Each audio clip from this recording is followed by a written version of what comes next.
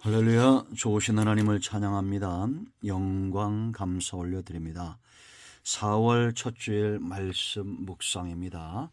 벚꽃이 만개해져가는 이 계절에 하나님의 사랑과 은혜 가운데 하나님의 기뻐하는 삶을 꽃피우고 열매 맺는 삶이 저와 여러분의 있기를 사모하며 또한 축원드립니다.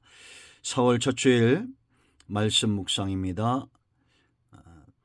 마태복음 13장 33절부터 35절입니다. 기도합니다. 영광과 감사와 찬송을 우리 하나님 앞에 온전히 올려드립니다. 하나님을 사랑하며 예배하는 주의 백성들의 기도에 응답하여 주시고 우리의 모든 죄를 사하시며 마음이 열리고 눈이 열리고 귀가 열려져서 하나님 말씀에 깊고 넓고 깊은 은혜를 체험하는 귀한 시간 되게 하옵소서. 종을 낮추시고 겸손하게 하시고 오직 말씀의 도구만 되기 원합니다. 이 영상 말씀이 전해지는 곳마다 하나님의 나라가 임하게 하시고 상처받고 병들며 지친 영혼들이 새 힘을 얻고 회복되는 귀한 은혜가 임하게 하옵소서. 예수님의 이름으로 사모하며 기도합니다. 아멘. 33절 봅니다. 또 비유로 말씀하시되 천국은 마치 여자가 가루 서말 속에 갖다 넣어 전부 부풀게 한 누룩과 같으니라.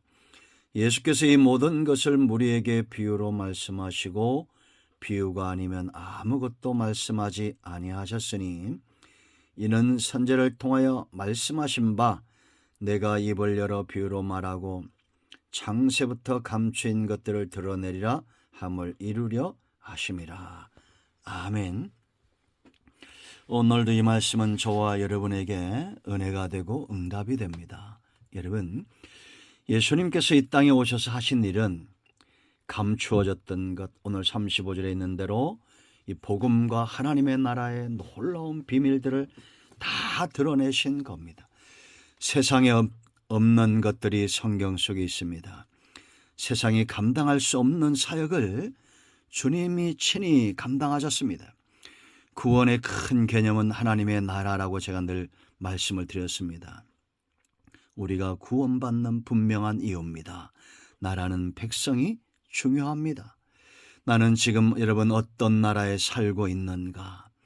세상 나라인가? 하나님의 나라인가? 환경이 그 사람을 바꾸어 놓습니다. 어떤 환경 속에 자라느냐, 어떤 부모, 어떤 친구, 어떤 스승을 만나느냐가 곧 그 사람을 변화시키죠. 우리는 하나님의 나라라는 놀라운 환경 속에 있습니다.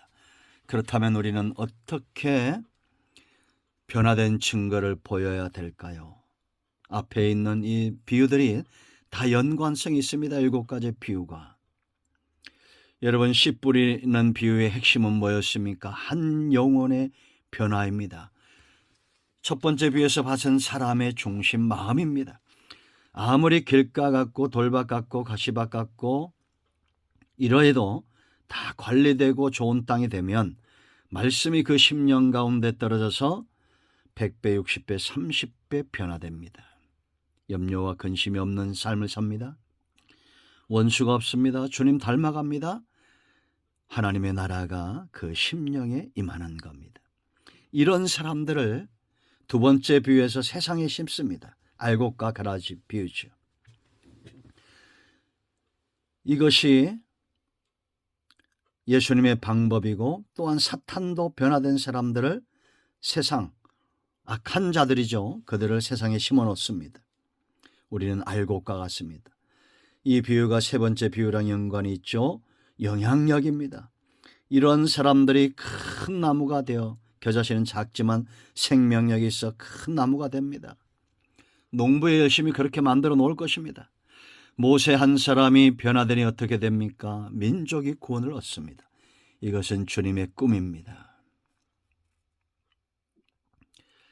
그래서 여러분, 우리가 이제 이러한 주님의 꿈을 알고 또한 우리도 주님이 꿈꾸는 세상, 하나님의 나라 큰 나무의 꿈을 이루어가야 됩니다. 여러분, 그늘에 어떤 사람들이 있습니까? 예수님 주변에 수많은 사람들이 몰려들었고 그 가운데는 병든 자, 가난한 자, 온갖 종류의 사람들이 다 몰려들어 그 영향력 아래 있었습니다. 내 주변에 누가 있는지를 살피십시오. 하나님의 나라가 오게 해야 됩니다. 자, 이제 네 번째 비유는 누룩비유로 갑니다. 그렇다면 이제 성도에게 남은 것이 뭘까요? 이제 우리는 이런 시각으로 이 33절에 있는 누룩비유를 대면해야 됩니다. 바로 소명입니다. 소명. 하나님의 나라가 어떤 것인지 보았습니다. 그 영향력을 보았습니다. 우리 주님의 꿈을 보았습니다. 그렇다면 주님의 꿈을 이루어드리고 이 영향력 있는 나라를 더 확장시켜 나가는, 그래서 누룩비유는 이 천국의 확장성을 이야기합니다. 어떻게? 여자는 교회를 상징합니다. 교회를 통해서, 먼저 믿는 성도를 통해서 하나님의 나라가 확장되어져 간다. 가루소말은 세상을 상징하죠. 누룩은 복음입니다.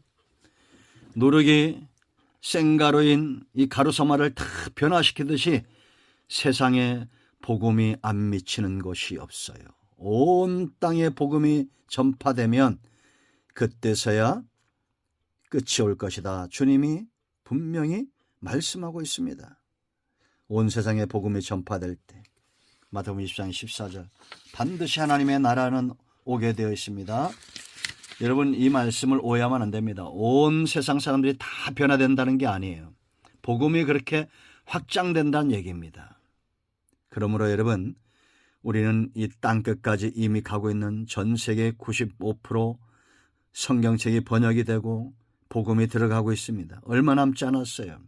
이럴 때 여인된 그리스도의 신부된 교회와 성도들은 어떤 자세로 복음을 전하는 일에 수종들어야 되겠습니까? 그게 세 가지를 기억하십시오. 가장 중요한 첫 번째가 중요합니다. 첫 번째는 그리스도의 마음으로 일하는 겁니다. 그리스도의 마음을 갖는 겁니다. 여러분, 우리가 마음이 있는 곳에 몸이 있죠. 그리스도의 마음은 어떤 마음일까요? 여러분, 빌립보서 2장 5절 말씀을 보면 사도 바울이 말합니다. 5절에 너희 안에 이 마음을 품으라 곧 그리스도 예수의 마음이니. 주님의 마음이 어떤 거예요? 그는 근본 하나님의 본체시나 하나님과 동등됨을 취할 것으로 여기지 아니하시고 오히려 자기를 비워 종의 형체를 가지사 사람들과 같이 되셨고. 종의 마음입니다. 높고자 하는 마음이 아닙니다. 하늘에만 있는 마음이 아닙니다. 땅으로 내려오셨습니다. 우리가 빠지기 쉬운 함정이 뭡니까? 하늘을 사모합니다. 흠모합니다. 천국에 대한 사모함이 있습니다. 다시 오실 주님에 대한 사모함이 있습니다. 그런데 정작 이 땅에서 그리스도의 마음으로 살고자 하지 않습니다. 종으로 낮아지려고 하지 않습니다. 종으로 섬기려 하지 않습니다. 여러분, 이렇게 예수님이 종이 되어 이 땅에 오셨기 때문에 11절 말씀 보면 모든 입으로 예수 그리스도를 주라 시인하여 하나님 아버지께 영광을 돌리게 하셨느니라. 종으로 낮아진 마음 때문에 모든 사람이 예수님을 주로 시인하고 믿고 구원 얻어 하나님께 영광 돌리는 구원의 역사가 나타났다는 겁니다. 하나님의 나라 말에 있지 않고 능력이 있단 말하죠. 그 능력이 뭡니까? 사랑의 능력입니다. 사람을 변화시키는 것은 말이 아니에요. 예수 그리스도의 십자가 그 긍휼의 사랑이 사람들을 변화시켰습니다. 그러므로 여러분, 하나님 앞에서 죽기까지 낮아지고 종이 될 때 세상은 구원받습니다. 강도도 구원받습니다. 세리도 구원받습니다. 창기도 구원에 이릅니다. 무감각한 심령들이 깨어지고 변화됩니다. 사람은 있죠. 영적인 존재라 생명 있는 모든 것들은 사랑에 끌립니다. 여러분, 사도 바울의 사역을 보세요. 제자들의 사역을 보세요. 그들의 사역의 출발과 열정과 성숙은 그리스도의 마음을 품는 순간부터 되어집니다. 여러분, 빌립보서 1장 8절에 사도 바울이 어떤 고백을 했다고 했습니까? 내가 예수 그리스도의 심장으로 너희 무리를 얼마나 사모하는지 하나님이 내 증인이시니라. 여러분 성경을 한 번 더 볼까요? 고린도서 11장 29절 말씀, 사도 바울의 고백입니다. 누가 약하면 내가 약하지 아니하며 누가 실족하게 되면 내가 애타지 아니하더냐. 이런 마음, 일만 스승이지만 아버지의 마음으로, 그리스도의 마음으로 영혼을 섬기고 복음을 수종들었던 우리에게 필요한 것은 가장 중요한 이 그리스도의 마음입니다. 사람들이 능력을 구합니다. 물질을 구합니다. 수많은 것들을 구합니다. 그러나 과연 그리스도의 마음을 얻고자 하고 그리스도의 마음을 품고자 하고 주님의 마음으로 세상을 바라보고 영혼을 바라보는 그런 사람들은 얼마나 될까요? 이 시간 저 또한 간절히 원하는 바는 그리스도의 마음입니다. 하나님 아버지의 마음, 그 마음으로 하나님과 교회와 영혼들을 바라보기를 원합니다. 자, 두 번째 중요한 것은 복음의 능력을 신뢰하는 겁니다. 여러분, 오늘 이 본문을 잘 보세요. 여자가 가루서말 하루분입니다. 21리터 하루분에 가루에 10명의 식구가 먹을 수 있는 하루분에 이 생가루에 누룩을 넣었습니다. 여자가 누룩을 넣었지만 이 가루를 빵을 만들 수 있는 숙성된 재료로 만드는 것은 여자예요? 누룩이에요? 누룩입니다. 우리는 착각하고 있습니다.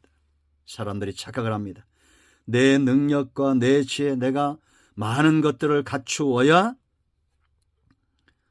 복음을 전하고 세상을 바꿀 수 있을 것이라고 착각합니다. 불신자들은 더하죠. 자기의 능력, 학벌, 지연, 내가 가지고 있는 부와 권력, 이런 것들로 세상을 변화시키고자 하고 세상에 놓고자 합니다. 하나님은 지금까지 그러신 적이 없어요. 여러분, 빵을 변화시키는 능력은 누룩이듯이 사람을 변화시키고 땅끝까지 이루고 있는 누룩 복음입니다. 복음입니다. 말씀입니다. 말씀이 들어가면 그 사람은 변화되게 되어 있어요. 여러분, 사도 바울이 로마서 1장 16절에 뭐라고 고백을 합니까? 내가 복음을 부끄러워하지 아니한다는 겁니다. 왜냐? 이 복음은 능력이 있어요.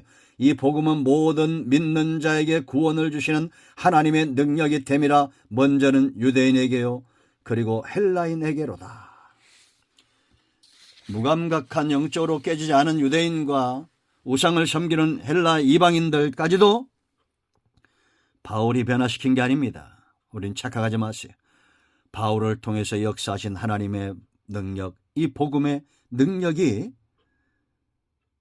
로마를 변화시키고 그의 사역의 현장에 교회가 세워지게 되는 것입니다. 오늘날 교회는 어떤 능력을 갖고 있을까요? 사도 바울의 고백을 들어보십시오. 여러분, 사도 베드로의 고백입니다. 사도행전 3장, 안전병을 일으키면서 뭐라 말합니까? 금과 은은 내게 없거니와 내게 있는 것을 네게 주노니 곧 나사렛 예수 그리스도의 이름으로 일어나 걸으라. 예수 그리스도의 이름이 바로 복음입니다. 예수, 임마누엘, 기묘자, 모사, 전능하신 하나님, 영존하신 아버지의 평강의 왕, 이 이름 속에 복음이 있고 능력이 있어요. 우리는 전하면 됩니다. 예수님이 그리스도입니다. 예수님이 메시아입니다. 예수님을 말미암 그는 천국에 갈 수 없습니다. 예수 믿고 구원 얻으세요. 불신지옥, 믿음, 천국 외쳐야 됩니다. 회개하라, 천국이 가까이 왔느니라. 이 말씀이 떨어지면 사람들 속에 변화가 일어납니다. 그러므로 여러분, 우리는 복음의 능력을 믿습니다. 말씀의 능력을 믿습니다. 디모데후서 4장 2절에 때를 어떤지 뭐든지 항상 하나님의 말씀을 선포해야 될 이유고, 지난 시간에 말씀드렸죠. 히브리서 4장 12절 말씀하면 두 가지를 생각하라고 그랬습니다. 생명과 능력입니다.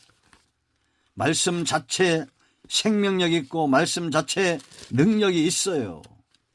여러분, 모든 하나님의 말씀은 살아있고 그랬습니다. 살아있고 활력이 있어. 살아있다, 생명력, 활력 있다, 능력입니다. 좌우의 날선 어떤 곰보다 예리하여 혼과 영과 및 관절과 골수를 찔러 쪼개기까지 하며 또 마음의 생각과 뜻을 판단하나니.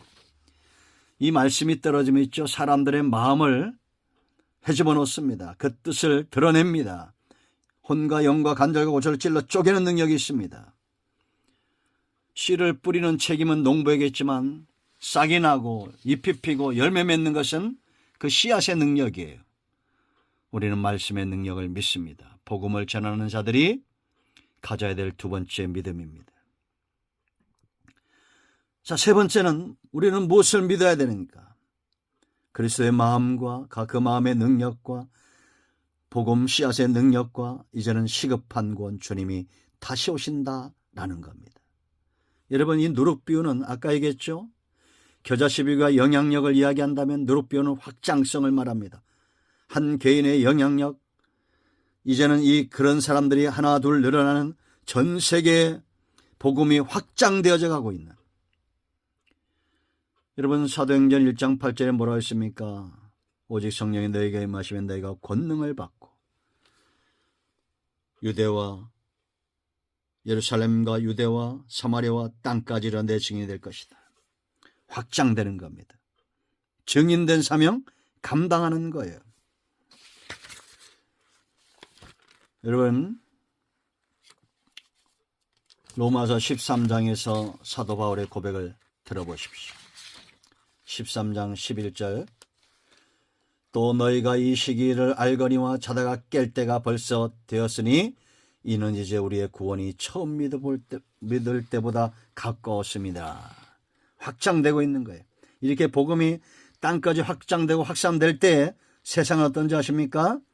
밤이 깊어져요. 밤이 깊고 낮이 가까웠으니 그러므로 우리가 어둠의 일을 벗고 빛의 갑옷을 입자. 죄악이 점점 더 간영해질 겁니다. 그러나 죄악이 그냥 깜깜한 밤처럼 아무것도 보이지 않는, 영적으로도 분별이 없는 그런 시대, 믿는 자나 믿지 않는 자나 일반인 영적으로 깜깜한 밤의 시대가 지금 오고 있어요. 그러나 새벽 미명이 오기 전에 밤이 어둡듯이 주님 오실 날 가까웠습니다. 복음이 지금 땅까지 가고 있어요. 낮에와 같이 단정히 행하고 방탕하나 술 차지 말며 음란하거나 호색하지 말며 다투거나 시기하지 말고 오직 주 예수 그리스도 옷 입고 정력을 위하여 육신의 일을 도모하지 말라. 예수 그리스도로 옷 입어야 될 때입니다. 복음의 옷을 입고 전신갑주를 취하고 하나님 나라 복음 전파에 귀하게 쓰임받아야 됩니다. 여러분, 주님이 다시 오신다는 것은 약속입니다. 이 세대는 어떤 세대입니까? 소돔 같고 고모라 같은 시대입니다. 창세기 19장 14절 말씀 보면 아브라함의 조카 롯이 이 성읍이 망한다는 걸 알고 그 복음을 전할 때 사위들이 농담으로 여겼다는 겁니다. 주님은 뭐라 말씀하십니까? 마지막 때가 되면 부모와 자식이 원수가 되는 거예요. 부모가 자식을 죽는 자리에, 자식이 부모를 죽는 자리에, 예수 믿어야 구원받는데 이제는 멸망을 향해서 가고 있는데 아무런 관심이 없어요. 소돔 백성, 음란한 백성, 고모라 같은 성, 음란한 백성들. 사위들은 농담으로 여기고 아내는, 가장 가까이 있는 아내는 소금 기둥이 됩니다. 두 딸은 아비와 음행을 하죠. 악하고 음란한 세상이 우리 눈앞에 도래하고 있습니다.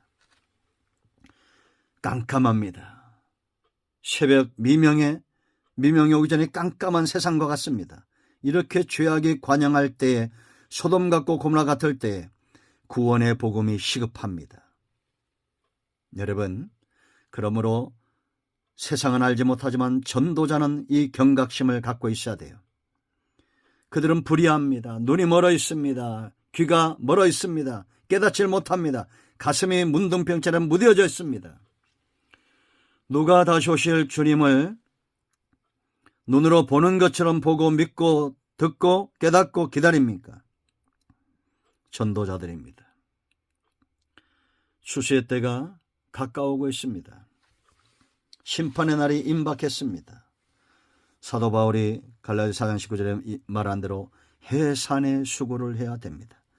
그리스도의 형상이 이루어지기까지 쉬지 마십시오. 포기하지 마십시오.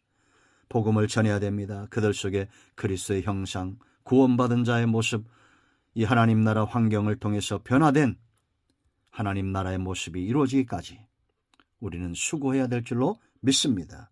마라나타, 우리 주님 반드시 다시 오십니다. 기도합니다. 예수님의 이름을 의지하기도 합니다. 이 말씀대로 되게 하여 주시옵소서. 우리 가운데 마음이 상한 자, 병든 자 치유하시고 회복시켜 주시고, 구원이 우리 가운데 임하였사오니 하나님 나라 백성으로 깨어 있게 하시고 살게 하여 주시옵소서. 예수님의 이름으로 사모하며 축복하며 취하며 기도합니다. 아멘. 이제는 우리 주 예수 크신 은혜와 하나님 아버지의 큰 사랑과 성령의 위로교통 충만치 회복하심의 역사가 영상을 통해서 또 성전을 찾아 예배하는 모든 복음 전도자들과 하나님 나라 백성들 위해 이제로부터 영원토록 함께 있을지어다. 아멘. 할렐루야. 응답이 오늘도 우리 가운데 임하였습니다. 아멘.